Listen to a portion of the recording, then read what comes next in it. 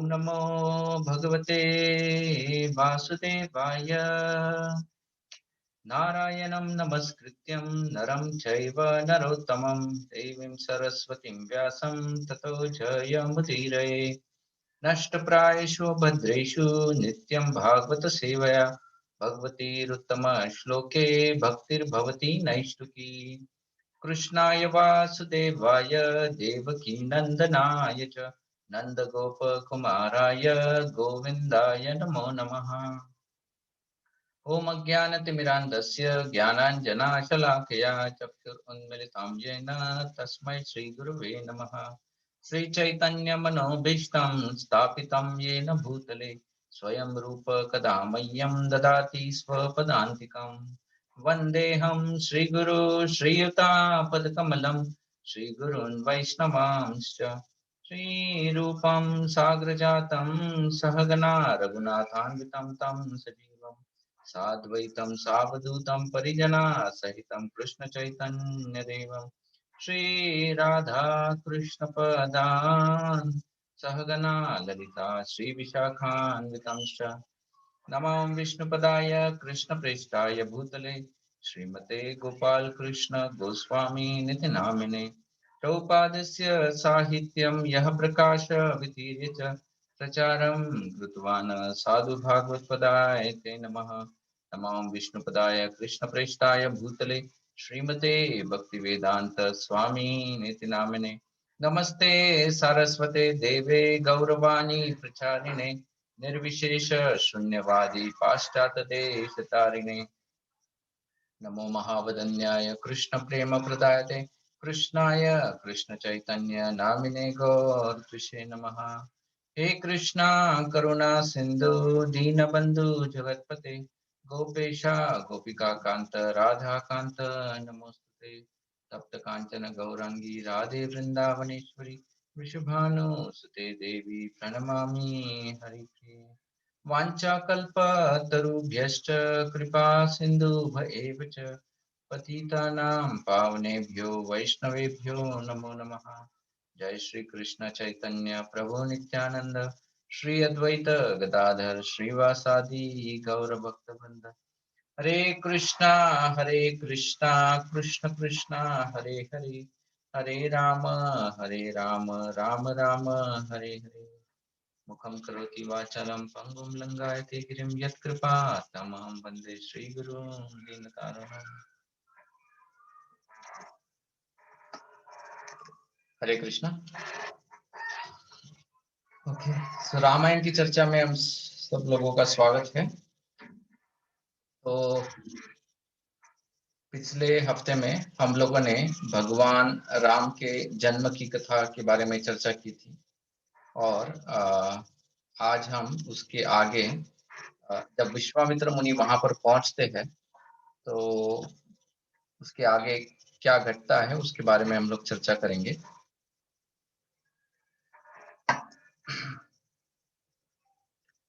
तो भगवान रामचंद्र इनका जन्म हो चुका है। दशरथ महाराज को 4 पुत्रों की प्राप्ति हो चुकी है। चारों पुत्रों का नामकरण हो चुका है। उसके बाद वशिष्ठ मुनि ने उनको प्रशिक्षण दिया है और प्रशिक्षण के पश्चात चारों राजपुत्र राजमहल में लौट चुके हैं। राजमहल में लौटने के बाद उस समय उनकी आयु लगभग 14 से 15 साल की आयु होगी। अब तक चारों पुत्रों ने सिर्फ प्रशिक्षण प्राप्त किया है, उनको प्रैक्टिकल युद्ध का कोई एक्सपीरियंस नहीं है। और ऐसे समय में वहां पर विश्वामित्र मुनि पहुंचते हैं अयोध्या में। और अयोध्या में विश्वामित्र मुनि पहुंचने के बाद जब दशरथ महाराज उनका अच्छी तरह से स्वागत करते हैं और फिर वो विश्वामित्र मुनि से जिज्ञासा करते हैं कि मैं आपकी किस प्रकार से सेवा करूं, तो तब विश्वामित्र मुनि उनसे कहते हैं कि मुझे तुम्हारा बड़ा पुत्र राम और लक्ष्मण, मैं एक बड़े यज्ञ का अनुष्ठान कर रहा हूँ और उस यज्ञ की सुरक्षा के लिए मुझे तुम्हारे इन 2 पुत्रों की मदद चाहिए या मैं इन दोनों को ले जाना चाहता हूँ। ये सुनते ही दशरथ महाराज ऐसा लगा उनको कि उनके शरीर के प्राण निकल गए। दशरथ महाराज अचानक एकदम उनको लगा कि मुझसे किसी ने मेरे प्राण ही मांग लिए हो। वो सोचने लगे कि ये विश्वामित्र मुनि ने क्या मांग लिया मुझसे। मतलब कोई अगर मुझसे कहता कि तुम अपनी जान दे दो तो शायद मैं दे देता, लेकिन मुझसे राम को ये लोग मांग रहे हैं तो राम को मैं कैसे दे सकता हूँ। तो दशरथ महाराज पूछते हैं विश्वामित्र मुनि को कि आप जो यज्ञ कर रहे हैं उस यज्ञ में ऐसे क्या विघ्न आते हैं और ये कौन है जो विघ्न लाता है। तो तब विश्वामित्र मुनि बताते हैं कि दो भयंकर असुर है जिनका नाम है मारीच और सुबाहु। ये दो असुर हमको हमारा यज्ञ पूर्ण नहीं करने देते हैं, कुछ विघ्न डाल देते हैं उसमें। और ये जो दो असुर है इनकी नियुक्ति की है रावण ने। जब रावण ये नाम दशरथ महाराज सुन लेते हैं, हालांकि हम लोगों ने चर्चा की थी कि किस प्रकार से दशरथ महाराज ने स्वयं रावण को परास्त किया था, लेकिन फिर भी दशरथ महाराज सोच रहे हैं कि मेरा जो 16 साल का पुत्र है जिसको अभी तक युद्ध भूमि में जाने का कोई भी अनुभव नहीं है, इसने आज तक कभी कोई लड़ाई की भी नहीं है, वो इस महापराक्रमी रावण इसके साथ कैसे युद्ध कर पाएगा या इसके जो महाभयंकर राक्षस है इनको इनके सामने कैसे टिक पाएगा। तो ये सोचकर ही उनके मन में इतना डर आ रहा था दशरथ महाराज के मन में कि वो उन्होंने विश्वामित्र मुनि से कहा कि देखो आप इन दोनों को रहने दो, मैं स्वयं दशरथ अपनी चतुरांगी सेना के साथ वहां पर खड़ा रहूंगा और भले ही मुझे अपने प्राण त्यागने पड़े, मैं आपका यज्ञ में विघ्न नहीं आने दूंगा। तो तब विश्वामित्र मुनि ने कहा कि नहीं नहीं महाराज, आपको ये कष्ट लेने की आवश्यकता नहीं है, आप सिर्फ राम लक्ष्मण मुझे दीजिए, इसके अलावा मुझे और कुछ नहीं चाहिए। तो दशरथ महाराज को समझ में ही नहीं आ रहा था कि वो किस प्रकार से विश्वामित्र मुनि को समझाएंगे। तो वो एकदम मूर्छित होकर गिर पड़े। जब वो मूर्छित होकर गिर पड़े तो तब विश्वामित्र मुनि को समझ में आया कि इनकी आसक्ति अपने पुत्र के प्रति इतनी तीव्र हो गई है कि उस आसक्ति के पश्चात वो राम को जाने नहीं देना चाहते। लेकिन विश्वामित्र मुनि स्वयं भी यहाँ पर किसी प्रयोजन के साथ आए थे। देखो विश्वामित्र मुनि स्वयं इतने शक्तिशाली थे कि वो अकेले ही पूरे मतलब रावण उसके साम्राज्य को तहस नहस कर सकते थे, लेकिन क्योंकि वो ब्राह्मण ब्राह्मण का कार्य कर रहे थे इसलिए उनको ऐसा नहीं करना था। और दूसरी चीज ये है कि उनको भगवान राम का गौरव बढ़ाना था, पूरे संसार को बताना था कि भगवान राम कैसे है। तो इसीलिए भी वो राम को ले जाना चाहते थे, लेकिन दशरथ महाराज की जो आसक्ति है अब इस प्रयोजन में बाधा बन रही थी। तो इसीलिए विश्वामित्र मुनि को फिर ड्रामा करना पड़ा। तो उन्होंने ड्रामा क्या किया कि वो कुपित हो गए, वो बहुत क्रोध में आ गए विश्वामित्र मुनि, और उनका क्रोध देखकर वशिष्ठ मुनि वहां पर जो थे वो वो एकदम चिंता में आ गए और उन्होंने तुरंत दशरथ महाराज से कहा कि एक मिनट, चलो जरा अकेले में बात करना है आपसे। और फिर वो अकेले में लेके जाते हैं दशरथ महाराज को। दशरथ महाराज कहते हैं कि देखो ये क्या मांग रहा है, इसको समझ में नहीं आ रहा है। ये एक तो दशरथ महाराज को जब पुत्र प्राप्त हुआ था, दशरथ महाराज की आयु 60,000 साल थी तब। 60,000 साल की आयु के बाद पुत्र प्राप्त हुआ है दशरथ महाराज को। तो आप सोच सकते हैं कि इतने साल के बाद जब पुत्र प्राप्त होगा तो कितनी आसक्ति होगी ऐसे। और पुत्र भी कैसा प्राप्त हुआ, राम जैसा, मतलब राम ही पुत्र, भगवान जो जिसका पुत्र बने तो उसके प्रति आसक्ति तो होना स्वाभाविक है। तो दशरथ महाराज कहने लगे ये देखो क्या मांग रहा है, मैं कैसे इसको दूं। तो वशिष्ठ मुनि ने कहा कि प्रॉब्लम क्या है देने में। अरे अरे ये राम वो इतना छोटा है, वो कैसे ये सब करेगा, वो अपने आप को नहीं संभाल सकता है। वशिष्ठ मुनि ने कहा अरे वो पालनहार है, वो पूरे संसार को संभालते हैं, क्या वो अपने आप को नहीं संभालेंगे। तो उसके बाद में वशिष्ठ मुनि दशरथ महाराज को पूरा ज्ञान प्रदान करते हैं। ये वास्तव में भगवान राम है कौन, किस प्रकार से साक्षात नारायण ने भगवान राम का अवतार मनुष्य रूप में अवतार लेकर आपके घर में पधारे है। तो आपको कोई भी किसी भी चीज से डरने की आवश्यकता नहीं है। और दूसरा उन्होंने कहा कि इतना ही नहीं, विश्वामित्र मुनि जब लेके जाएंगे ना इन दोनों को, तो आपके लिए आपकी जो चिंता है कि मैं इनका विवाह कहाँ करूं, तो वो विवाह का भी टेंशन सब निकल जाएगा, तो इसलिए आप इनको जाने दीजिए। जब दशरथ महाराज को ये वास्तविक ज्ञान प्राप्त हुआ भगवान के बारे में, तो तब उनके मन में एक प्रकार की सांत्वना आई, और फिर उन्होंने दशरथ महाराज के साथ भगवान राम और लक्ष्मण इन दोनों को भेजने का प्रयोजन किया। जाते वक्त दशरथ महाराज भगवान राम और लक्ष्मण से कहते हैं कि देखो बच्चों, विश्वामित्र मुनि का वैसे ही आदर करना और वैसे ही सेवा करना जैसे तुम मेरी सेवा करते हो। जैसे एक पुत्र पिता की सेवा करता है, उसी प्रकार से इनका आदर और सेवा करते रहना, और जो भी कार्य ये आपसे करवाना चाहते हो उसमें उनका सहयोग करना। भगवान राम और लक्ष्मण विश्वामित्र मुनि के साथ चल पड़ते हैं। विश्वामित्र मुनि आगे चल रहे हैं, पीछे भगवान राम और उनके पीछे लक्ष्मण। दोनों सुकुमार अपने कंधों के ऊपर धनुष्य धारण करते हुए, पीछे बाण और कमर में तलवार लटकाए हुए विश्वामित्र मुनि के पीछे पीछे चल रहे हैं। और चलते चलते आज हम ये जो पूरा प्रवास है, विश्वामित्र मुनि जब अभी भगवान राम को अयोध्या से लेके निकलते हैं, और अयोध्या से लेकर महाराज जनक मतलब जनकपुरी तक ये जो पूरा प्रवास है, इसके बीच में बहुत उनके बीच में वार्तालाप होती है। अलग अलग स्थानों से ये लोग गुजरते हैं, अलग अलग जगहों पे जाते हुए भगवान रामचंद्र अनेक प्रश्न करते हैं, और उसके बारे में विश्वामित्र मुनि अलग अलग घटनाओं के बारे में बताते हैं। तो इन्हीं कुछ घटनाओं के बारे में आज हम लोग चर्चा करेंगे। सबसे पहले तो अयोध्या के जब एंड मतलब अयोध्या जहां पर समाप्त होती है, उसके तट पर जब ये पहुंचते हैं, तो वहां पर भगवान राम, लक्ष्मण और विश्वामित्र मुनि गंगा और सरयू नदी वहां पर बहती है। तो ये सरयू नदी और गंगा, इनका जो मिलन है, संगम है, उस संगम के पर जब पहुंचते हैं, तो तब विश्वामित्र मुनि कहते हैं कि तुम इस पवित्र नदी को प्रणाम करते हुए आचमन करके गायत्री पूर्ण करना।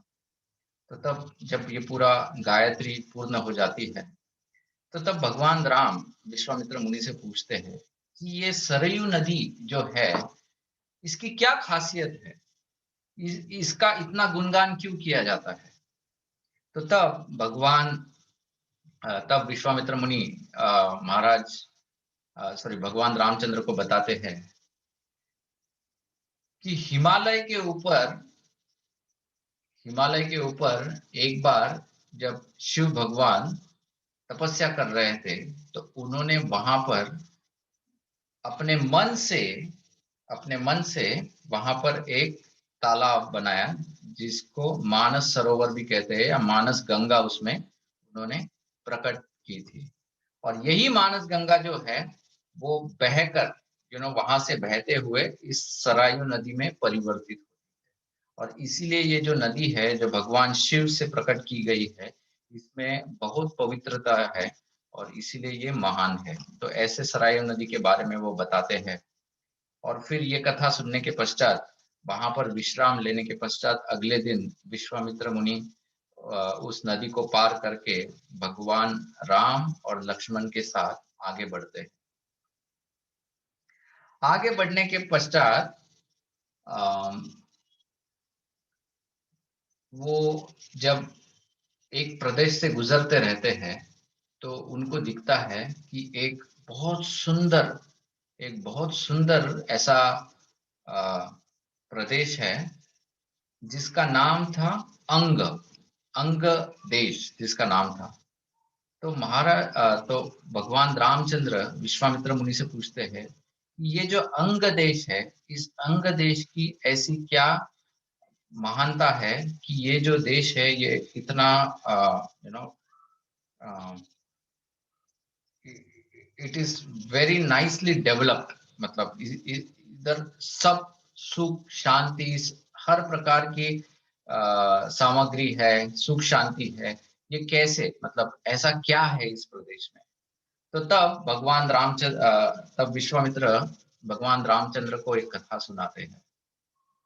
वो बताते हैं कि बहुत बहुत पुरानी बात है, बहुत साल पहले एक असुर हुआ करता था जिसका नाम था अम, तारकासुर या तारकासुर। ये जो तारकासुर जो था, ये तारकासुर इतना भयंकर असुर था, बहुत शक्तिशाली था, और इसको देवताओं के ऊपर विजय प्राप्त करनी थी। लेकिन इसको ब्रह्मा जी से वरदान प्राप्त करना था। इसको पता था कि मैं अमर होने का वरदान तो प्राप्त नहीं कर सकता हूँ ब्रह्मा जी से, लेकिन मुझे कोई ऐसा वरदान प्राप्त करना है जिससे मेरी मृत्यु कभी हो ही ना।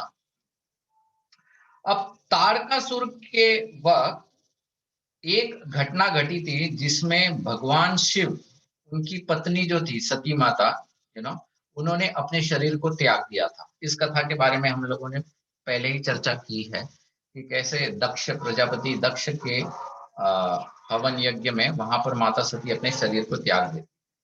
अब सती ने जब अपने शरीर को त्याग दिया तो भगवान शिव जो थे, अब तो उनके पास कोई पत्नी है नहीं, तो भगवान शिव भी तपस्या करने के लिए चले गए। तो यही मौका देख के तारकासुर ने ब्रह्मा जी से ऐसा वरदान मांगा। उन्होंने कहा कि अगर मेरा मृत्यु कभी हो तो शिव के पुत्र से ही हो, शिव के पुत्र से ही हो, वरना ना हो। तारकासुर जानता था कि भगवान शिव जब तपस्या के लिए जाते हैं तो वो एक दो दिन के लिए नहीं जाते हैं, वो युगों युगों के लिए चले जाते हैं। ओके। और दूसरा, चलो तपस्या उनकी समाप्त भी हो गई तो भी पुत्र प्राप्ति करने के लिए पत्नी कहाँ है? भगवान शिव के पास पत्नी है ही नहीं। तो ऐसा सोचकर वो ब्रह्मा जी से वरदान प्राप्त कर लेता है, और फिर उसके बाद में वो अपनी असुरी शक्ति का प्रयोग करके देवताओं को बहुत परेशान करता है।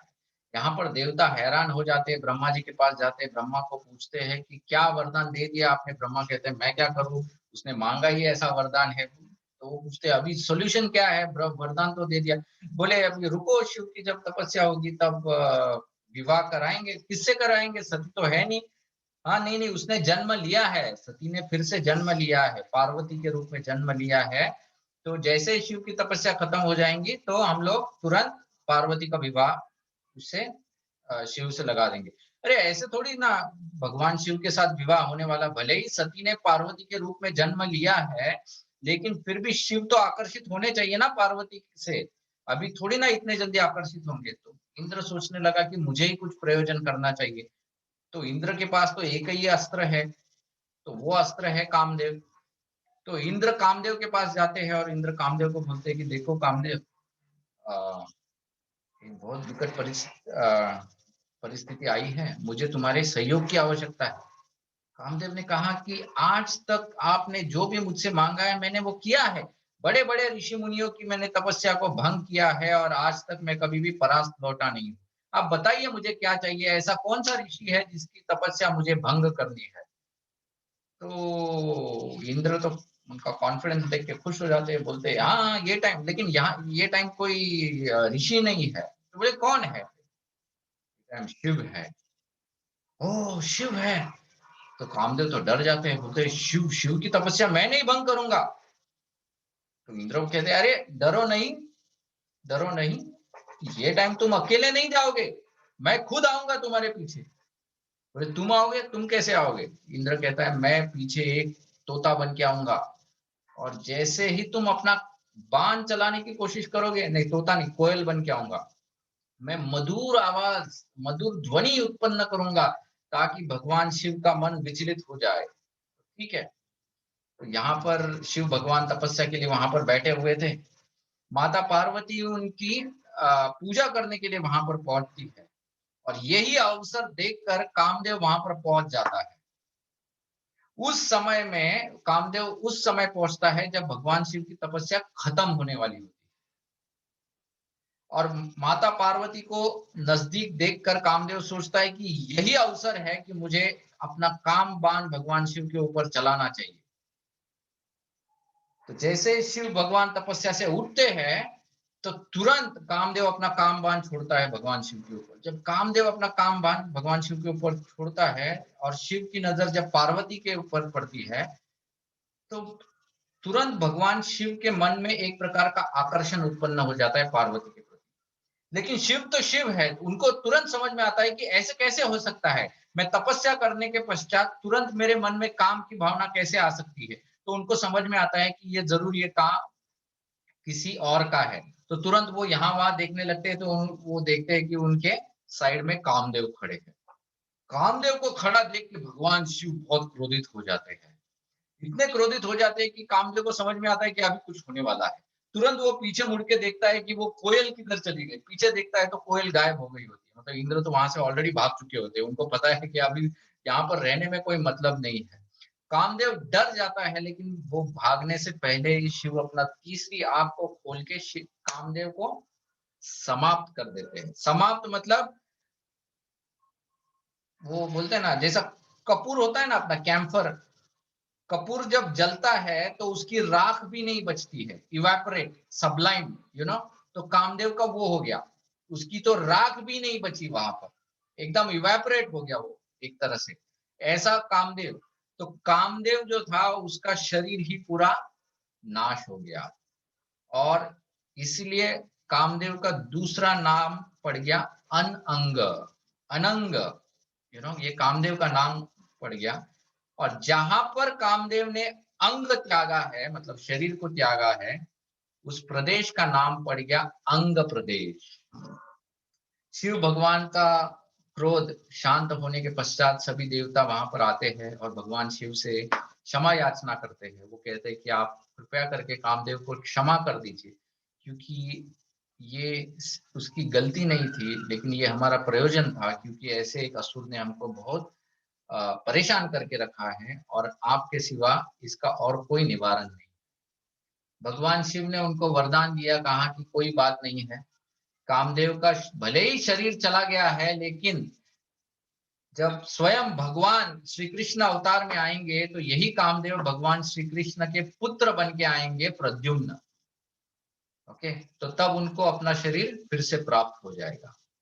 और उस प्रदेश का नाम, जहां पर भगवान शिव ने तपस्या की थी और कामदेव ने अपने अंग को छोड़ा था, उसका नाम पड़ गया अंग प्रदेश। तो ऐसी ये जो कथा है, ये कथा सुनाने के पश्चात विश्वामित्र मुनि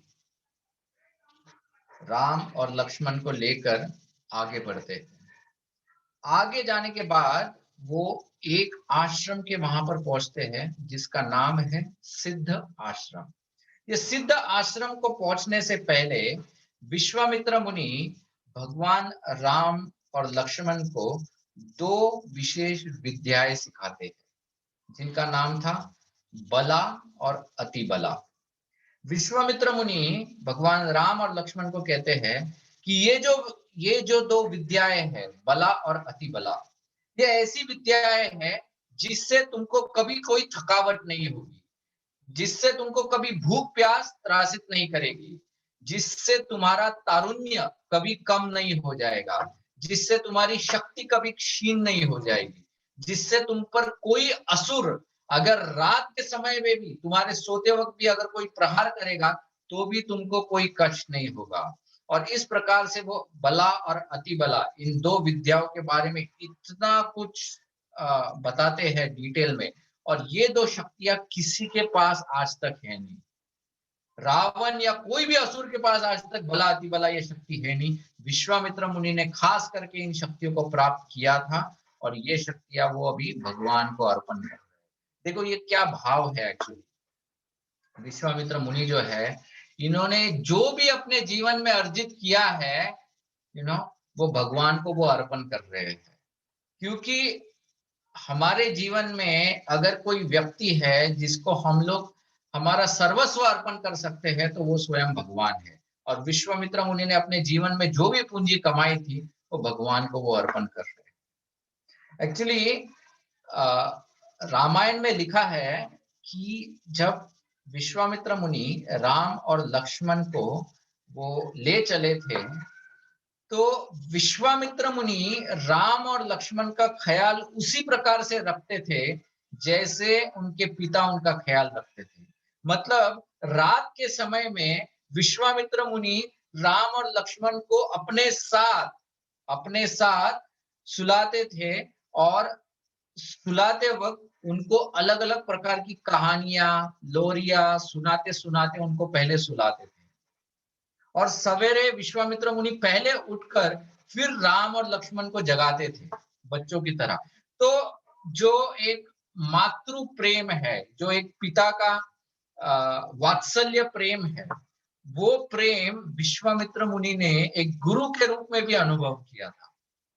कभी कभी हम लोगों को लगता है कि अरे भगवान राम, उनके पिता तो हमेशा दशरथ महाराज रहेंगे, तो जो वात्सल्य का जो भाव है वो हमेशा दशरथ महाराज को ही प्राप्त होगा, और किसी को कैसे प्राप्त हो सकता है। तो देखिए विश्वामित्र मुनि को भी एक पिता का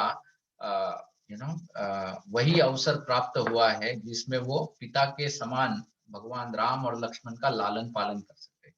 वशिष्ठ मुनि को भी ये प्रेम प्राप्त हुआ था जब वशिष्ठ मुनि राम और लक्ष्मण को अपने साथ गुरुकुल लेके गए थे, और वहां पर जब उन्होंने उनको अलग अलग प्रकार की विद्याएं सिखाई थी, उसी वक्त वशिष्ठ मुनि को भी ये प्रेम प्राप्त हुआ था। तो भगवान जो है वो अपनी लीला में सभी अपने जितने भी भक्त थे उन सभी भक्तों की मनोकामनाएं पूर्ण करते हैं। वहां से जब विश्वामित्र मुनि इनको सिद्ध आश्रम लेके जाते हैं, सिद्ध आश्रम पहुंचने के बाद विश्वामित्र मुनि राम और लक्ष्मण को कहते हैं कि अब मैंने अब तक जितने भी दिव्यास्त्र प्राप्त किए थे वो सब दिव्यास्त्र मैं आपको प्रदान करूंगा। तो आप आपकी संध्या वंदन मतलब मॉर्निंग की जो गायत्री और सब पूजा होने के बाद आप आइए और मैं आपको ये सब अस्त्रों का ज्ञान दे दूंगा। देखो दो प्रकार के होते हैं, एक होता है अस्त्र, एक होता है शस्त्र। समटाइम्स पीपल गेट कंफ्यूज, ये अस्त्र क्या है, शस्त्र क्या है। शस्त्र मतलब हथियार, फिजिकल हथियार, मतलब छुरी, तलवार, धनुष, बाण, गदा, ये सब जो है ये है शस्त्र, फिजिकल। अस्त्र क्या होता है, अस्त्र जो होता है वो सूक्ष्म होता है। मतलब अस्त्र वो होता है जो मंत्रों द्वारा उच्चारित करने के पश्चात वो प्राप्त होता है, और वो प्राप्त होने के बाद फिर उसको आप किसी भी लक्ष्य के ऊपर उसको छोड़ सकते हो, उसको कहते हैं अस्त्र। तो अस्त्र बहुत सूक्ष्म होते हैं लेकिन बहुत पावरफुल होते हैं, है ना। जैसे ब्रह्मास्त्र, वरुणास्त्र, ऐसे अलग अलग प्रकार के अस्त्र होते हैं। तो विश्वामित्र मुनि ने ये अलग अलग जो अस्त्र थे, इन अस्त्रों का ज्ञान भगवान राम और लक्ष्मण को प्रदान किया। देखो भगवान राम जो है ये तो साक्षात नारायण है, इनको तो ऐसा कोई अस्त्र है नहीं जो उनको पता नहीं है। लेकिन फिर भी जब कोई भक्त प्रेम से भगवान की ही वस्तु जब भगवान को अर्पण करता है तो भगवान उसको स्वीकार करते हैं और उसको एक भक्ति का एक एक्सचेंज समझ के उसको एक्सेप्ट करते हैं। तो इस प्रकार से विश्वामित्र मुनि ने अलग अलग अस्त्र शस्त्रों का ज्ञान राम और लक्ष्मण को दिया। उसके बाद में विश्वामित्र मुनि राम और लक्ष्मण को अपने आश्रम ले जाते हैं। जब वो अपने आश्रम में लेके जाते हैं, वहां पर आश्रम में पहुंचने के पश्चात वहां पर विश्वामित्र मुनि राम और लक्ष्मण को बताते हैं कि अब हम लोग हमारे यज्ञ का अनुष्ठान यहाँ पर करने वाले हैं, तो आप ऐसा कुछ प्रयोजन कीजिए जिससे ये जो असुर है मारीच और सुबाहु, ये हमारे यज्ञ में किसी भी प्रकार का विघ्न नहीं ला पाए। ओके, तो भगवान राम, ओ सॉरी, एक्चुअली सॉरी, आश्रम पहुंचने से भी पहले ये जब अंग प्रदेश भगवान राम और लक्ष्मण छोड़ते हैं, उसके बाद में वो एक ऐसे भयंकर वन में पहुंचते हैं जहां पर भगवान राम विश्वामित्र मुनि से पूछते हैं, अब तक हम लोग इतने अलग अलग जंगलों से गुजरे हैं, लेकिन हर जंगल में हम लोगों को अनेक ऋषि मुनियों का सहवास प्राप्त हुआ है, लेकिन मैं जब इस जंगल में प्रवेश करता हूँ तो एक प्रकार का डर सा उत्पन्न होता है। यहाँ पर भयंकर खूंखार जानवर है, उनकी आवाजें हैं। यहाँ पर कोई मनुष्य दिखाई नहीं देता है, कोई ऋषि मुनि यहाँ पर दिख नहीं रहा है। ऐसा कौन सा ये जंगल है जहाँ पर पूरा अंधकार घेरा हुआ है? इस जंगल में ऐसा क्या है जिसकी वजह से इस जंगल का यू नो जो भी माहौल है इस प्रकार से डरावना माहौल है। तब विश्वामित्र मुनि बताते हैं कि ये जो जंगल है, इस जंगल में एक ताड़का नाम की राक्षसी है और उसने यहाँ पर आताताई मचा के रखी है। पूरा टेरराइज करके रख दिया है इस जंगल को। इसके वजह से यहाँ पर कोई नहीं आता है। ये ऋषि मुनि अगर यहाँ पर गलती से आ भी जाते हैं तो उनको खा लेती है ये ताड़का। और तब विश्वामित्र मुनि भगवान राम को कहते हैं कि राम, ये तुम्हारी पहली परीक्षा है और पहली परीक्षा में तुमको इस ताड़का का वध करना है। और विश्वामित्र भगवान राम को ये भी बताते हैं कि मैं जानता हूं शास्त्र की यह मर्यादा है कि कभी भी स्त्री के ऊपर हाथ नहीं उठाना चाहिए। ओके, ये एक्चुअली शास्त्र में बताया है कि स्त्री जो होती है उसका हमेशा रक्षा करनी चाहिए, स्त्री का हमेशा संरक्षण करना चाहिए। प्रभुपाद ऑलवेज सेड कि जब वो छोटी बच्ची होती है तब वो पिता के शेल्टर में होती है, जब उसका विवाह होता है तब वो पति के रक्षण में होती है, और पति के मृत्यु के पश्चात वो अपने पुत्र के रक्षण में रहती है। लेकिन woman should always be protected, और कभी भी किसी भी हालत में उसके ऊपर कोई भी फिजिकल अब्यूज या कोई भी अब्यूज नहीं करना चाहिए। ये शास्त्र में इसका बहुत खंडन किया है। इसलिए कृष्ण लीला में भी हम लोग जब देखते हैं कि जब कंस ने देवकी के बाल पकड़ के जब वो उसको मारने वाले होते हैं तो तुरंत वसुदेव उनको रोक देते हैं। वो कहते हैं अरे ये क्या तुम कर रहे हो, ये तो क्षत्रिय के मर्यादा के विरुद्ध कार्य है एक्चुअली। और ये कंस भी एक प्रकार से जानता था, इसलिए वो भी थोड़ा हिचकिचा रहा था कि मारू कि नहीं मारू, मारू कि नहीं मारू, ऐसा हो गया था। तो और भगवान राम तो मर्यादा पुरुषोत्तम है, भगवान राम तो साक्षात मर्यादा पुरुषोत्तम है। तो वो मर्यादा का किस प्रकार से उल्लंघन करते? तो विश्वामित्र मुनि फिर यहाँ पर वो बताते हैं भगवान राम को कि देखो राम, भले ही मैं जानता हूं कि ये मर्यादा है कि स्त्री के ऊपर कभी हाथ नहीं उठाना चाहिए, लेकिन फिर भी ये जो ताड़का है ये कोई सामान्य स्त्री नहीं है। ये राक्षसी है, और जब कोई स्त्री राक्षस का रूप धारण कर लेती है और जब वो समाज को हानि पहुंचाती है, तब ऐसी राक्षसी का वध करना ही उचित होता है। ओके, और तब भगवान राम पूछते हैं कि आप मुझे थोड़ा अधिक बताइए, ये ताड़का जो है ये इतनी शक्तिशाली कैसे बन गई? तो तब विश्वामित्र मुनि उनको अब ताड़का की कथा सुनाते हैं। वो बताते हैं एक समय की बात है, सुकेतु नाम का एक यक्ष था। ओके, सुकेतु नाम का एक यक्ष था। अब ये यक्ष और राक्षस, ये I mean they are like brother brothers, भाई भाई रहते हैं, मतलब सिमिलर कैटेगरी में आते हैं। ये जो सुकेशु नाम का यक्ष था, इसने एक बार ब्रह्मा जी की बहुत कड़ी तपस्या की। ब्रह्मा जी की कड़ी तपस्या करने के बाद ब्रह्मा जी जब उनको वरदान देने के लिए वहां पर पहुंचते हैं, प्रकट होते हैं, तो सुकेतु उनको ब्रह्मा जी से कहते हैं कि ब्रह्मदेव, मुझे कोई संतान नहीं है।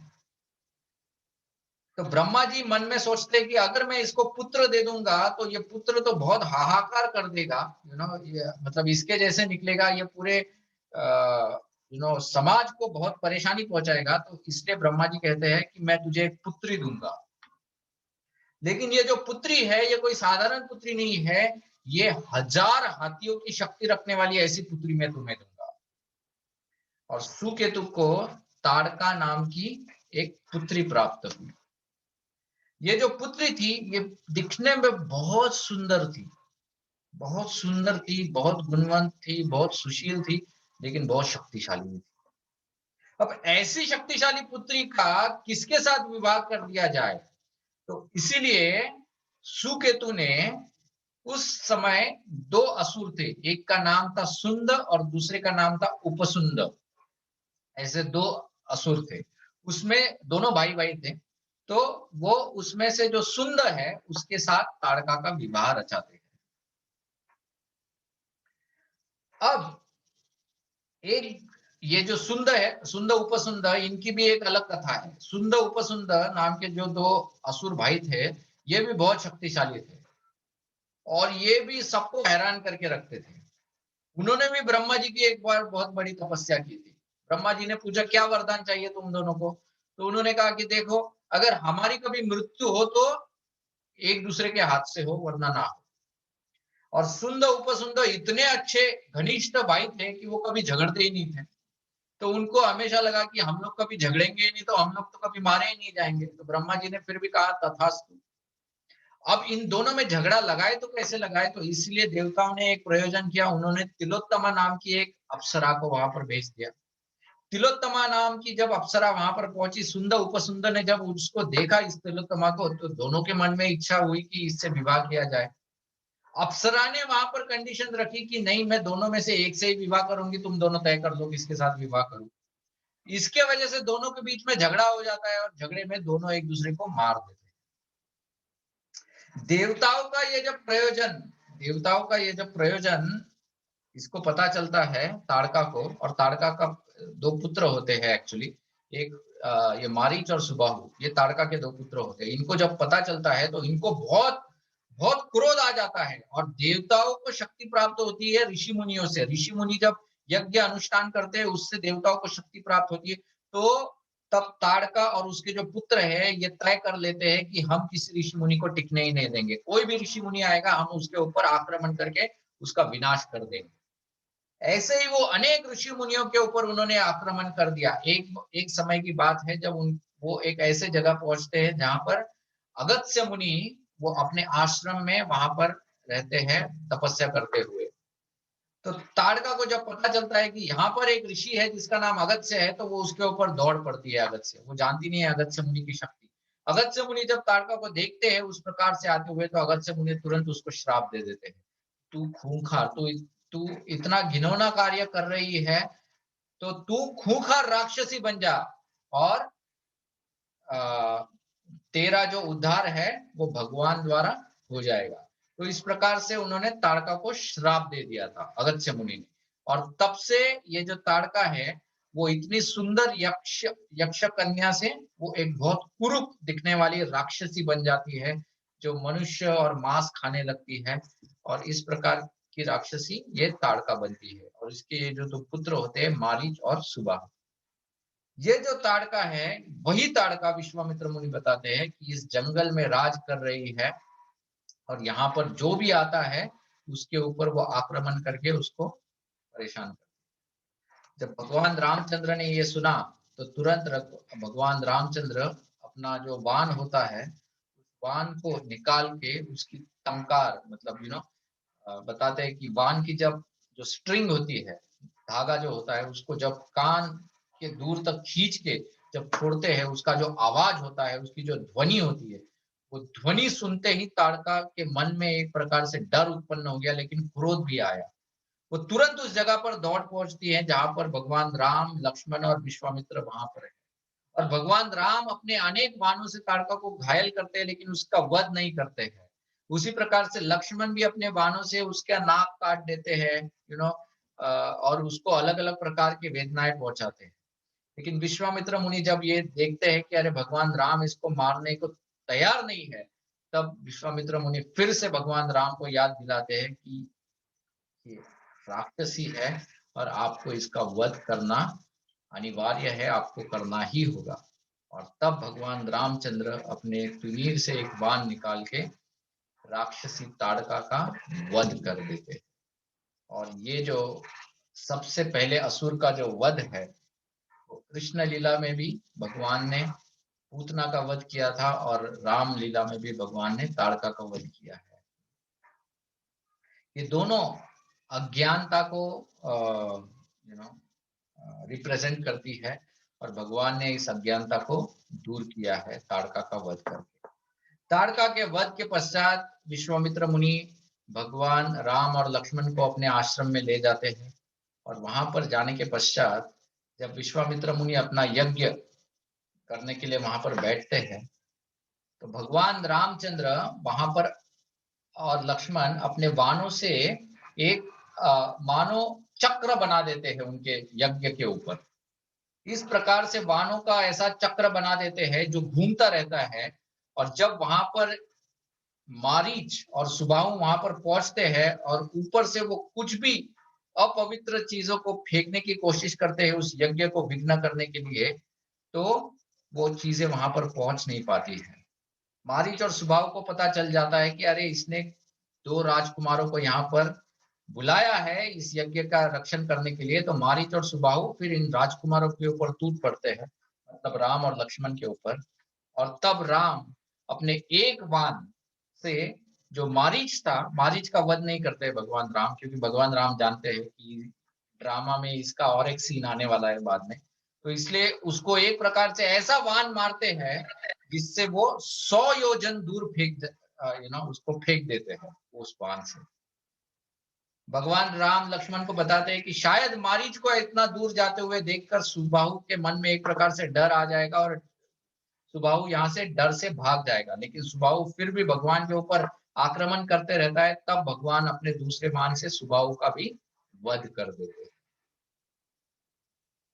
मारीच और सुबाहु को परास्त करने के पश्चात विश्वामित्र मुनि अपने यज्ञ को पूर्ण करते हैं, और वो पूर्ण होने के पश्चात भगवान राम और लक्ष्मण को अनेक आशीष प्रदान करते हैं और बहुत प्रसन्न मन से भगवान राम और लक्ष्मण की बहुत स्तुतियां करते हैं।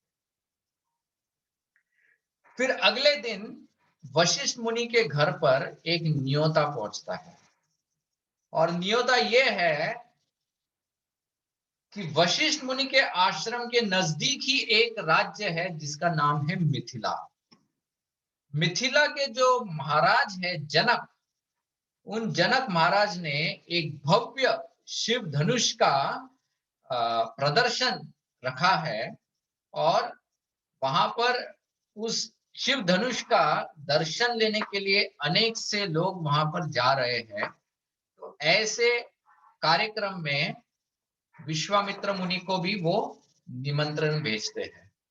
विश्वामित्र मुनि राम और लक्ष्मण के पास देखकर उनको कहते हैं, क्या तुम दोनों भी इस शिव धनुष को देखना चाहोगे? वो कहते हैं, हाँ क्यों नहीं, क्यों नहीं, हम भी तो इस धनुष को देखना चाहेंगे। लेकिन ये धनुष है क्या, और इसकी कथा क्या है, इस धनुष की कथा क्या है? देखो, दो दो शिव धनुष की कथाएं हैं। एक शिव धनुष की कथा आती है कृष्ण लीला में आती है, जिस शिव धनुष को भगवान श्री कृष्ण तोड़ देते हैं, है ना। कंस जिसकी पूजा करता रहता है और भगवान श्री कृष्ण उस धनुष को तोड़ते हैं, वो एक शिव धनुष था। और ये जो दूसरा शिव धनुष है, ये शिव धनुष को भगवान रामचंद्र ने भंग किया था। ओके, तो इस धनुष की कथा क्या है? तो बताया जाता है कि एक समय की बात है जब त्रिपुरासुर नाम का एक असुर था। ओके, और ये त्रिपुरासुर इतना शक्तिशाली था, उसने 3 राज्य बनाए थे, फ्लाइंग, उड़ने वाले राज्य थे उसके, और उनके ऊपर वो विराजमान होकर वो अनेक देवताओं के ऊपर आक्रमण करता था। तो भगवान शिव को कार्य दिया गया था इस त्रिपुरासुर का वध करने का, और त्रिपुरासुर का वध तभी हो सकता था कि जब ये जो फ्लोटिंग सिटीज थे, तीन अलग अलग त्रिपुर जो थे, ये जब एक लाइन में आएंगे और एक ही वाण से जब इनका छेदन होगा, तभी ये त्रिपुरासुर मारा जाएगा। भगवान शिव के लिए वरुण ने एक स्पेशल धनुष्य बनाया था, और उस धनुष्य द्वारा भगवान शिव ने त्रिपुरासुर का वध किया था। इसीलिए भगवान शिव को कहा जाता है त्रिपुरारी। और वो जो धनुष्य था, जिसका वध करने के बाद भगवान शिव ने कहा, अब इसका क्या काम है मुझे, क्योंकि मेरा हथियार तो त्रिशूल है, धनुष्य लेके मैं क्या करूं। तो फिर वो धनुष्य उन्होंने जनक महाराज के जो पूर्वज थे उनको उन्होंने दिया था कि आप इसको लीजिए और आप इसका आपके पास रखिए। वो राजा ने ले तो ले लिया, लेकिन बोला करूं क्या, इतना बड़ा इतना भारी धनुष मैं तो कभी इस्तेमाल नहीं कर सकता, तो इसको हम एक काम करेंगे, इसको हम हमारे पूजा घर में रखेंगे, इसकी रोज पूजा करेंगे कि शिव भगवान से सुविनर प्राप्त हुआ है, हम लोग इसकी रोज पूजा आराधना करेंगे और हमेशा इसको आदर देते रहेंगे।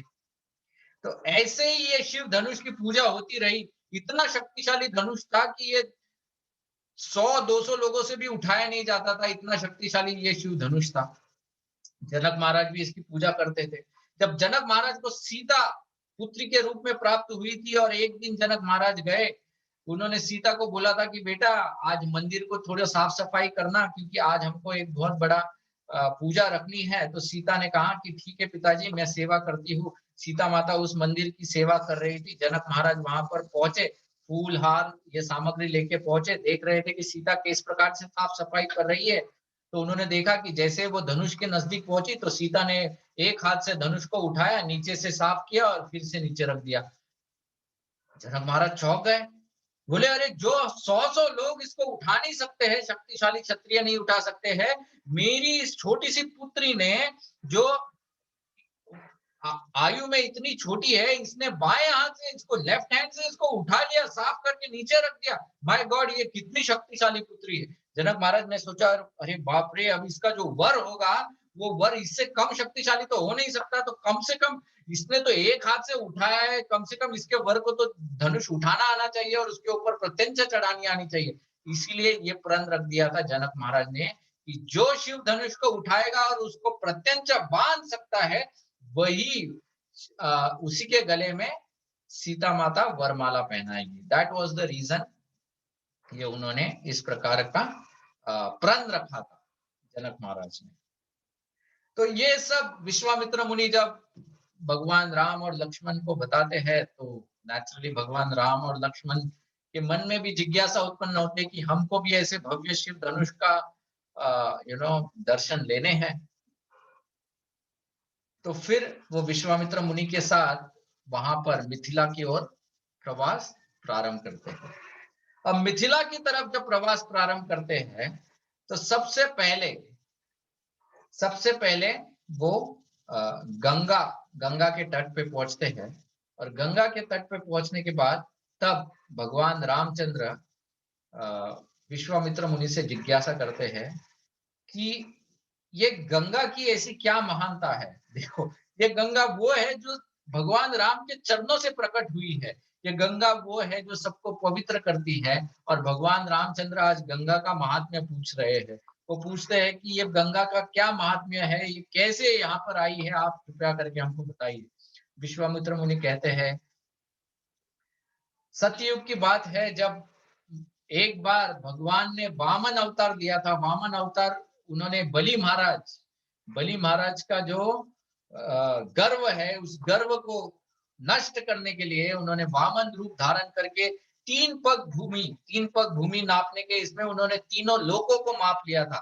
उस वक्त जब वामन देव के पैर ने इस ब्रह्मांड का जब छेदन कर दिया था, उस छेदन के वक्त ब्रह्मा जी वहां पर जो विराजमान थे, उन्होंने अपने कमंडलू से उसी चरणों का प्रक्षापन किया था या फिर उसी चरणों का अभिषेक किया था। और उस अभिषेक से जो पानी गिरा वो मंदाकिनी गंगा के रूप में प्रकट हुई। ये मंदाकिनी गंगा जो है ये हमेशा स्वर्ग लोक में बहती रहती है। भगवान राम ने पूछा, गंगा अगर स्वर्ग में बहती है तो यहाँ पर कैसे आई है?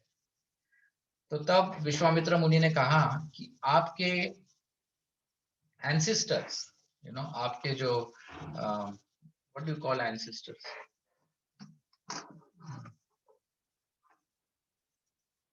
पूर्वज, हाँ, आपके पूर्वजों में एक महान राजा हुए जिनका नाम था सगर महाराज, जिनके नाम से सागर, सागर जो है ये सगर महाराज के नाम से विख्यात है। ये जो सगर महाराज थे, ये सगर महाराज इतने शक्तिशाली थे और ये इसलिए फेमस थे क्योंकि उनको 60,000 पुत्र थे। 60,000 चिल्ड्रन सगर महाराज को थे, 60,000 पुत्र। और इतने पुत्र होने के वजह से उनसे ज्यादा शक्तिशाली कोई था ही नहीं इस धरती के ऊपर। और इसी वजह से वो जो पुत्र थे उनके मन में भी एक प्रकार का गर्व हो गया था। एक बार सगर महाराज ने सोचा कि मुझे अश्वमेध यज्ञ करना है। और उस अश्वमेध यज्ञ वो होता है जिसमें एक घोड़ा, उस अश्व को वो राजा छोड़ता है और उस अश्व को पूरे ब्रह्मांड का, या ब्रह्मांड नहीं बट उस अश्व को बेसिकली, हाँ, पूरे ब्रह्मांड का भ्रमण करना है। एंड कोई भी राजा अगर उस अश्व को रोकता है तो उसको युद्ध करना पड़ेगा, एंड उस युद्ध में ये सगर महाराज को उनको परास्त करना पड़ेगा। और जब वो अश्व फिर से बिना परास्त हुए लौट आता है, तभी वो अश्वमेध यज्ञ कर सकते हैं। तो सगर महाराज ने अपने 60,000 पुत्र को उस घोड़े के साथ भेज दिया। घोड़ा अनेक प्रदेशों से गुजरते गुजरते गुजरते गुजरते एक बार ये लोग रात के समय में सो रहे थे, 60,000 पुत्र, और घोड़ा भी रुका हुआ था। वहां पर ये जो कपिल कपिल मुनि जो थे, कपिल मुनि वहां पर उसके नजदीक ही एक आश्रम था, वहां पर वो योग साधना कर रहे थे। उनकी योग साधना भंग करने की इच्छा इंद्र में उत्पन्न हुई। इंद्र सोच रहा था कि कपिल मुनि की योग साधना को मैं कैसे भंग करूं। तो उसने क्या किया, रात के समय में जब 60,000 पुत्र सो रहे हैं, उस वक्त इंद्र ने उस घोड़े को वहां से निकाल के कपिल मुनि के आश्रम में जाके उसको बांध दिया। सवेरे जब 60,000 पुत्र जाग गए तो उन्होंने देखा कि घोड़ा यहाँ पर है नहीं, किसी ने चुरा लिया है। वो यहाँ वहां ढूंढने लगे, ढूंढते ढूंढते कपिल मुनि के आश्रम में पहुंचे। वहां पे उन्होंने देखा कि घोड़ा तो इधर बंधा हुआ है। उनको लगा ये मुनि, ये जो है ये धूर्त है, इसी ने हमारे घोड़े को चुराया है। तो वो उस वो मुनि को बुरा भला कहने लगे। कपिल मुनि ने जब देखा कि अरे ये क्षत्रिय होकर इनको अच्छा संस्कार नहीं है, इनके मन में इस प्रकार का गर्व है, क्रोध है, तो कपिल मुनि को बहुत क्रोध आया और उन्होंने एक ही मंत्र से 60 के 60,000 पुत्र को भस्मसात कर दिया, राख कर दिया पूरे 60,000। और वो घोड़ा उधर के उधर रहा। बहुत साल बीत जाने के बाद भी जब घोड़ा वापस नहीं आया, अपने पुत्र वापस नहीं आए, तब सगर महाराज का जो पौत्र था, मतलब ग्रैंडसन, उसका नाम था अंशुमन। अंशुमन जो था ये बहुत ही गुणी, नम्र और बहुत ही अच्छा क्षत्रिय था। सगर महाराज ने अंशुमन को बुलाया, कहा कि अभी तुम ही एक बचे हो जो जाके अपने पिता और अपने चाचाओं को ले आ सकते हो और उस घोड़े को ला सकते हो। अंशुमन वहां से ढूंढने के लिए गया तो उसको घोड़ा कपिल मुनि के आश्रम में दिख गया। अंशुमन वहां पे उसने घोड़े को ले लिया और कपिल मुनि के चरणों में प्रणाम करते हुए उसने पूछा कि मेरे 60,000 मेरे पिताजी और 60,000 मेरे जो चाचा है वो यहाँ पर आए थे क्या, और आए हैं तो कहाँ आए। तो कपिल मुनि ने पूरा किस्सा सुनाया तो अंशुमन को मन में बहुत बहुत बुरा लगा। उन्होंने कपिल मुनि से बहुत क्षमा याचना की और उन्होंने कहा कि आप कृपया करके उनको क्षमा कीजिए और मुझे कृपया करके बताइए कि इस प्रकार से अकस्मात इनका मृत्यु हुआ है तो इनका उद्धार कैसे होगा। तो कपिल मुनि कहते हैं कि इनका उद्धार तभी होगा जब इनको पवित्र गंगा नदी के पानी का स्पर्श होगा। गंगा नदी का जब स्पर्श होगा तभी इनका उद्धार होगा। अब तब अंशुमन पूछते हैं कि ये गंगा नदी है कहाँ पर। तब कपिल मुनि कहते हैं कि अब तो गंगा नदी मंदाकिनी गंगा के रूप में स्वर्ग में बहती है, लेकिन उसको इस धरती पे लाना होगा। धरती पे लाने के लिए क्या करना होगा, तो आपको तपस्या करनी होगी। तो अंशुमन जो है, अंशुमन महाराज, उन्होंने वहां से तपस्या वो प्रारंभ करते हैं, लेकिन तपस्या पूर्ण होने से पहले ही उनका प्राण छूट जाता है। He dies before that. Anshuman के पुत्र हुए दिलीप महाराज। दिलीप भी अपने पिता की इच्छा पूर्ण करने के लिए वो भी तपस्या में लग जाते हैं ताकि गंगा प्रकट हो जाए, लेकिन दिलीप महाराज भी इसको पूरा नहीं कर पाते हैं। और तब दिलीप के जो पुत्र होते हैं उनका नाम होते हैं भागीरथ। भागीरथ इस प्रकार से कड़क तपस्या करते हैं जिससे ब्रह्मा जी और माता गंगा प्रसन्न हो जाते हैं। और तब गंगा भागीरथ को वरदान देती है कि ठीक है, मैं इस धरती के ऊपर प्रकट हो जाऊंगी, लेकिन मेरा वेग इतना भयंकर है, इस वेग को कौन सहन करेगा। मैं अगर डायरेक्टली अगर धरती पर गिरूंगी तो ये धरती तहस नहस हो जाएगी, ये मेरे वेग को सहन नहीं कर पाएगी, तो मैं क्या करूं। तो भगीरथ कहता है कि मुझे क्या पता क्या करो, अब आप ही बताओ क्या करना चाहिए यहाँ पर। तो तब वो कहती है कि एक ही व्यक्ति है जो मुझे धारण कर सकता है, वो है शिव। तो अब शिव को मनाना पड़ेगा, तो शिव को मनाने के लिए फिर से तपस्या करने के लिए बैठ जाते हैं। देखो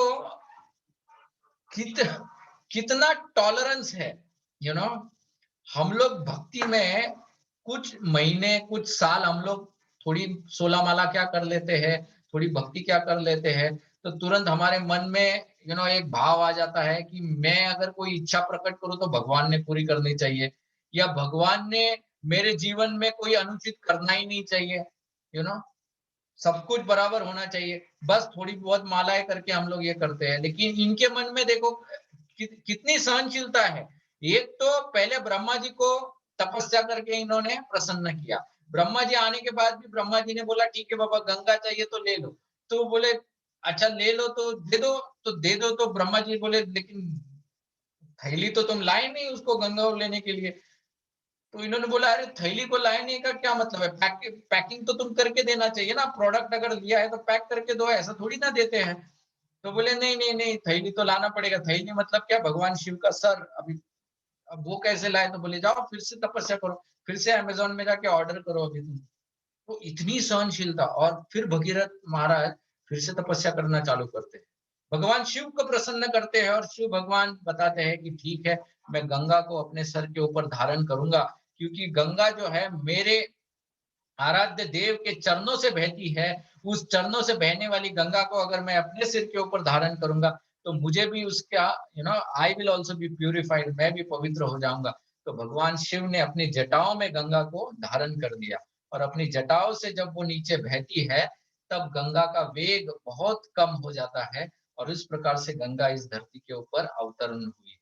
ओके, और ऐसे अवतरित होने के बाद यही गंगा फिर महाराज भगीरथ के रिक्वेस्ट के ऊपर फिर वो कपिल मुनि के आश्रम के उधर जाकर उनके जो 60,000 जो पूर्वज है उनके ऊपर वो गंगा का पानी बहता है, और उन 60,000 पूर्वजों का उद्धार हो जाता है।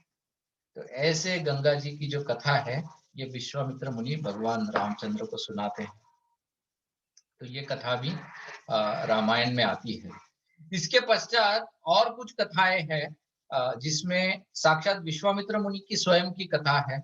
ओके, और फिर उसके बाद में हम लोग जब मिथिला में जाएंगे, मतलब मिथिला के जो वो प्रसंग, वो तो बहुत सुंदर प्रसंग है। भगवान रामचंद्र के विवाह का जो प्रसंग है, it is so very beautiful प्रसंग। मतलब भगवान रामचंद्र मिथिला में प्रवेश करने से लेकर माता सीता को प्राप्त करने तक वो पूरा प्रसंग बहुत ही सुंदर प्रसंग है, जो हम लोग डिटेल में अगली बार इसके ऊपर हम लोग चर्चा करेंगे।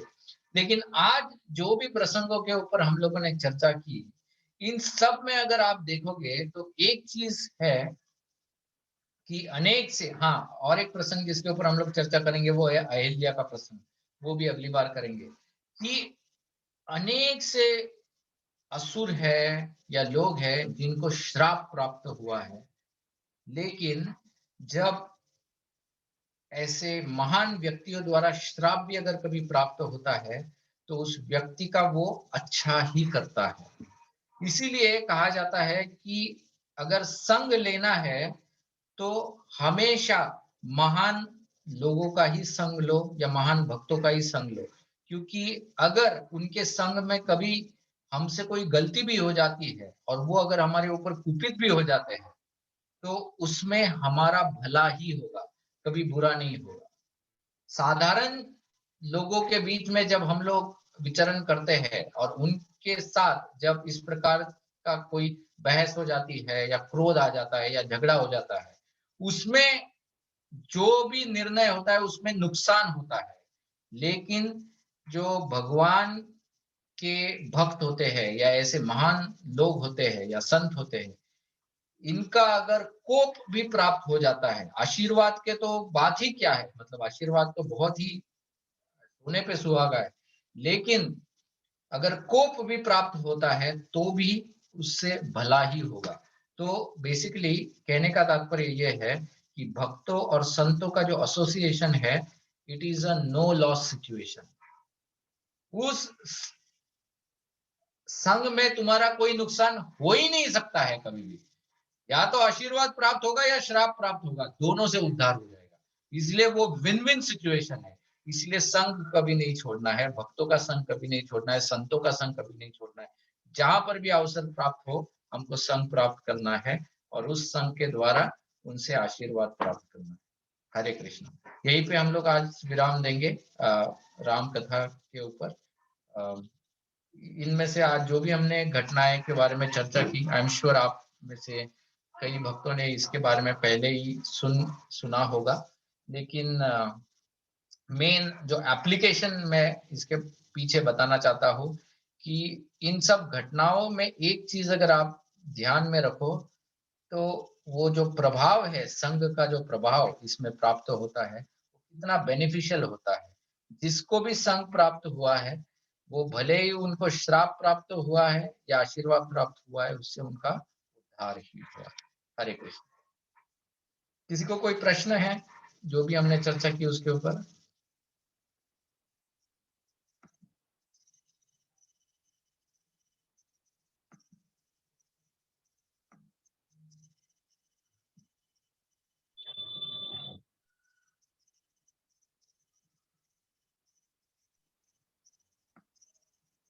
हेलो। हाँ हरे कृष्णा। हरे कृष्ण प्रभु जी, दंडोत प्रणाम। हाँ दंडवत प्रभु जी। प्रभु जी, आज जो ये कथा हुआ, ये कौन सा कांड में आता है एक्चुअली? बालकांड, बालकांड में ये बहुत अच्छा भगवान, लगा। हाँ भगवान राम के विवाह तक बालकांड है। भगवान राम जब अयोध्या में पहुंचते हैं और जब उनका राज्याभिषेक होने वाला है और उसके बाद में जो भी सब कुछ होता है वो अयोध्या कांड में चला जाता है, लेकिन ये सब बाल कांड में है अभी हरे कृष्ण प्रभु जी, थैंक यू। तक। यस हरे कृष्ण।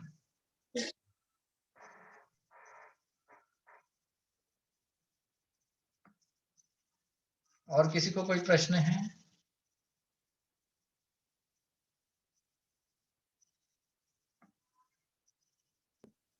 हरे कृष्णा प्रभु। हाँ हरि बोल, धन्यवाद प्रभु जी। हरे कृष्णा प्रभु जी, एक छोटा सा प्रश्न है। ये जैसे दो लीला, जैसे कामदेव के वश में हाँ होने में भी इंद्र का रोल, और इधर भी एक उन्हीं के वो अश्वमेध यज्ञ का जो हॉर्स है उसको चुरा के अपनी हाँ के आश्रम में, तो इसमें इंद्र इनके रोल को कैसे समझेगा? देखो इंद्र जो है इसीलिए उनको मिश्रित भक्त कहा जाता है।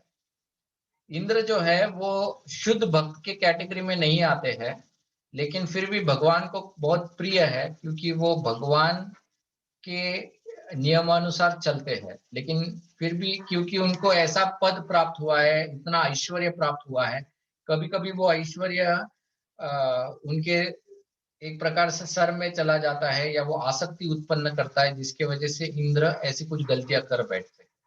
ओके, लेकिन देखो इंद्र इतनी ज्यादा गलतियां नहीं की है इंद्र ने। यस प्रभु। हमारा प्रॉब्लम ये है कि हम इंद्र की हर कथा बार बार पढ़ते हैं। अगर हम लोग इंद्र की कथाओं को अगर उंगलियों पर गिनेंगे ना तो शायद 15 से 20 गलतियां होंगी उनकी। ओके, लेकिन यस यस इंद्र इंद्र का लाइफ कितना बड़ा है, यू नो इंद्र का लाइफ इतना बड़ा है जिसमें 71 into 1000 Chaturyugas, not 1000 sorry, 71 into 4 Chaturyugas, इतने चतुर्युग घूमते हैं। ओके, ये पूरा लाइफ स्पैन है इंद्र का, तो इसमें इतनी गलतियां नहीं है एक्चुअली इंद्र की। लेकिन फिर भी इनकी गलतियों को हाईलाइट किया जाता है। कहने का तात्पर्य ये है कि हमको इससे बहुत सीखने को प्राप्त होता है। यस प्रभु जी। That is the purpose.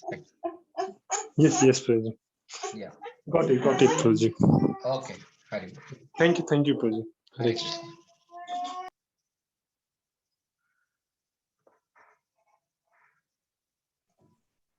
हरे कृष्णा प्रभु जी, दंडवत।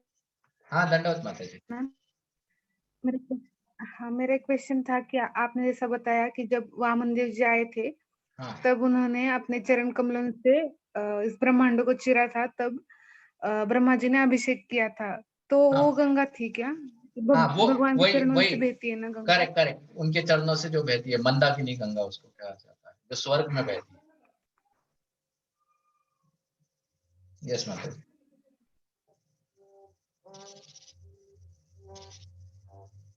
और कुछ प्रश्न था माफ कीजिए माता प्रभु जी? जी, हाँ मुझे सुनाई नहीं दिया ठीक से। हाँ, वही गंगा है माता जी।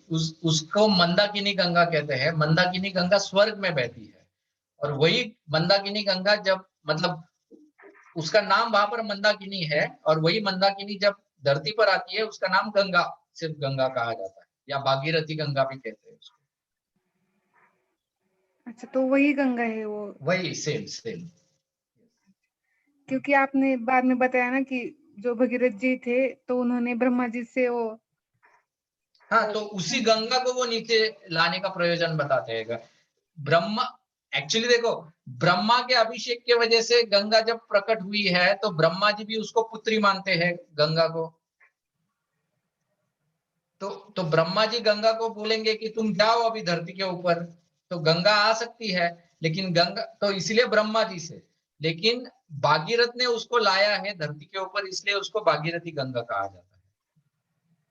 यस प्रभु जी, यस, क्लियर हो गया। ओके, हरे कृष्णा। हरे कृष्णा। इसलिए महाभारत में देखो, महाभारत में अगर आप वो जो किस्सा पढ़ोगे, जैसे भीष्म किसके पुत्र थे? गंगा पुत्र थे। लेकिन गंगा शंतनु से विवाह करने क्यों आती है धरती के ऊपर? क्योंकि ब्रह्मा ने श्राप दिया है। अच्छा, ब्रह्मा ने गंगा को श्राप क्यों दिया है? तो वो पूरी कथा महाभारत में है कि कैसे गंगा एक बार अपनी पुत्री गंगा के साथ इंद्र की सभा में जाते हैं, और वहां पर मतलब जो भी प्रसंग होता है जिसमें ब्रह्मा जी थोड़े कुपित होकर उसको श्राप देते हैं, तो ब्रह्मा की पुत्री बताया गया है। महाभारत में भी ये कथा आती है।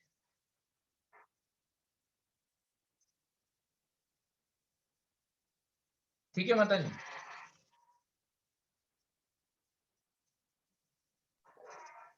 हरे कृष्णा। हरि बोल। दंडवत प्रणाम प्रभु जी। हाँ, धन्यवाद माता जी। आपने जैसे कि बताया अंग प्रदेश के बारे में, हाँ तो कामदेव को मार देते हैं भगवान शिव जी। हाँ। तो वो तो जो है वो लीला वो स्वर्ग में हुई होगी ना, मतलब भगवान शिव के यहाँ पे। तो नहीं वो नहीं, भगवान शिव धरती पर आए थे वो तपस्या करने के लिए उस वक्त। अच्छा, उस वक्त तो क्योंकि भगवान एक्चुअली क्या हो गया था, सती जो है, सती ने शरीर त्याग दिया, तो हाँ, भगवान शिव एक प्रकार से अपसेट हो गए थे वो पूरा किस्से के बाद। तो वो हाँ, हिमालय को छोड़ देते हैं वहां से, अच्छा, और हाँ, वो धरती पर आकर एक जगह पे बैठ के वो तपस्या करने बैठ जाते हैं। हाँ, हाँ, ऐसी बहुत सी लीलाएं हैं भगवान शिव की जो इस धरती पे हुई है। जैसे अगर आप हरिद्वार जाओ ना, तो हरिद्वार में वो यज्ञ हुआ है। देखो, सती ने शरीर त्यागने के बाद जो यज्ञ में सती शरीर त्यागती है, वो यज्ञ हरिद्वार में हुआ था। दक्ष जो कर रहा था, और अच्छा, वहां पर भगवान शिव ने दक्ष का शरीर काट के उसको बकरे का शरीर लगाया था। हाँ, तो अगर आप हरिद्वार में जाओगे, वो क्या जगह का नाम है उसका, कंठल, कंठल, आई थिंक कंठल नाम की जगह है वहां पर। इट्स वॉकेबल हरिद्वार में। वहां पर ऐसा बड़ा सा मूर्ति है भगवान शिव की, जो ऐसे हाथ में वो सती को लेके, मतलब लाइक वो डेड है सती है, और उसको लेकर ऐसे खड़े हैं, बाल बिखरे हुए हैं, इतने कुपित है, ऐसा पूरा विग्रह है वहां पर भगवान शिव का। तो वो कंठल में वो लीला हुई थी। तो वहां पर दक्ष को सजा देने के बाद फिर स्वाभाविक है शिव भगवान वहां से निकल के नजदीक ही जाकर वो कहीं अपनी तपस्या में बैठ गए थे एक्चुअली। अच्छा। धन्यवाद प्रभु जी। यस, धन्यवाद। हरे कृष्णा। और किसी को कोई प्रश्न है?